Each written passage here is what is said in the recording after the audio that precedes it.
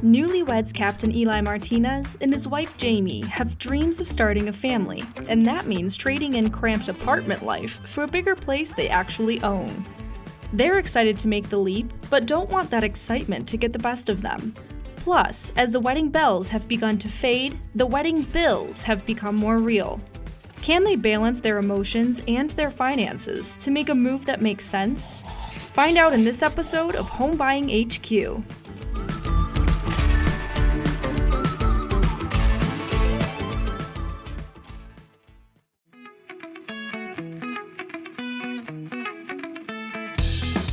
Eli and Jamie don't know it yet, but I'm here to help them through one of the biggest financial decisions they'll ever make, buying their first house. Now they need a bigger place and they're excited, but they have to be careful not to be too excited and set themselves up for financial challenges, which we all know can lead to relationship challenges.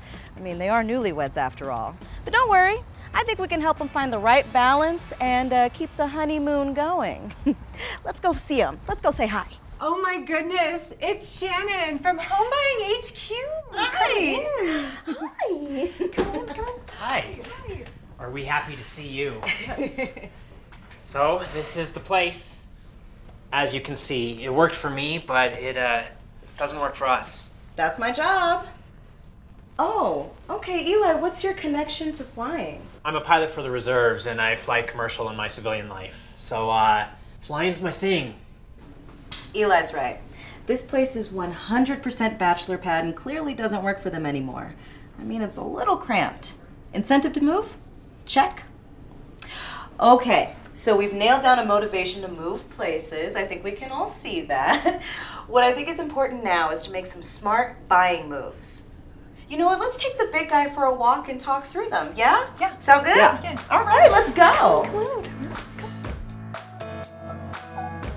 Shannon explains that your finances don't have to be perfect to buy a home, but there are a few things you can do to set yourself up for success. Check your credit scores, create a budget that includes household expenses, and figure out a comfortable down payment. These simple steps can help first-time homebuyers get off on the right foot.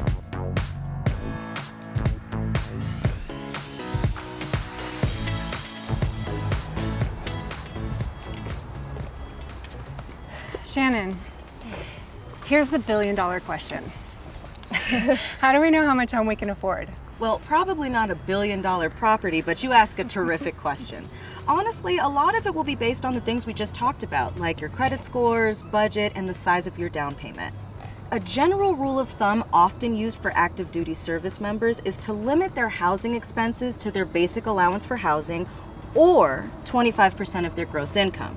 Now, I realize that's not exactly your situation, Eli, being a reservist, but the 25% of gross income target could be a really great measure. Wow, that's lower than I thought. I always heard that for houses you could borrow up to where your payments are like 50% of your income. Yes, sometimes it's possible to do that, or even to go way above our recommended 25% gross pay model. But remember, you're going to be balancing housing expenses with other money goals, such as saving for retirement, supporting children, and even just having some money available to have some fun. So, if our combined income is $10,000 a month, then your suggestion has us targeting a mortgage payment of $2,500? And if we back out taxes and insurance on that number, let's call it like $2,000 to actually pay for the house? Basically, yeah. So depending on interest rates and how much you were able to put down, a monthly principal and interest payment of $2,000 means you should be shopping for a home around $400,000. That sounds reasonable. I wouldn't want to go any higher than that, especially at this stage of our lives. I feel that. I absolutely feel that. Love We'll that. level up. Absolutely. Eli and Jamie have been searching for houses for a while now, and so far have struggled to agree on much. This is fairly normal, given that buying a home is such a large purchase. Hey guys.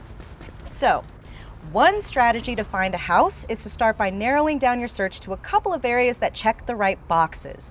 Community amenities, good schools, right location, things like that. Literally, get into the right neighborhoods. Then, really listen to each other and take notes on what you each value. It may take some time, But eventually, you'll find something you both agree on. Well, we have a friend who's a real estate agent, so she sends us notifications whenever new homes hit the market that we might be interested in. That's great. Another thing you should consider doing is getting pre-approved for a mortgage so you can take that element of uncertainty off the table. In fact, it's a good idea to get pre-approved through a couple of lenders so you know how much you can borrow and the approximate interest rate you would qualify for. Obviously, the lower interest rate, the better.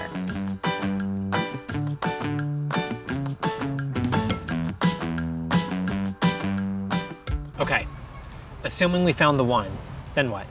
Then it's time to negotiate, and I would say nothing's off the table. Sales price, real estate commission, incentives for new homes, even furniture and appliances are up for grabs. Now, I would lean on your realtor for a lot of this, but don't just take their word for it. Do your research. Ask all the questions. Good to know. I didn't know we could ask for things like furniture.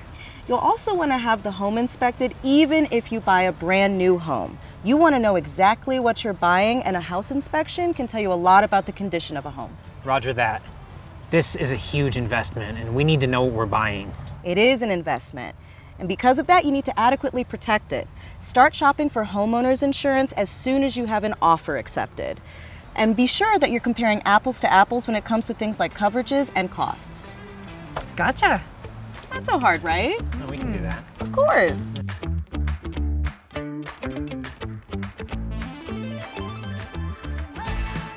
Eli! Shannon! So great to see you. Welcome. Shannon, we can't thank you enough. We took your advice, like we literally wrote it all down and followed it meticulously, and we could not be happier. And in related news, we're expecting. So your advice to not overspend on this place is already paying off. I'm gonna take a leave of absence from my job, and we're totally comfortable with our money situation. That's amazing! Congratulations on the house and the baby! And don't thank me, y'all are the ones who did all the hard work. Sometimes we may know the right path, but let emotions get the best of us and it affects our financial decisions. Hey, way to stay the course and land the plane safely. I see what you did there. Oh, thank you thanks so so much. much. Wait till you see the place, you're gonna love it.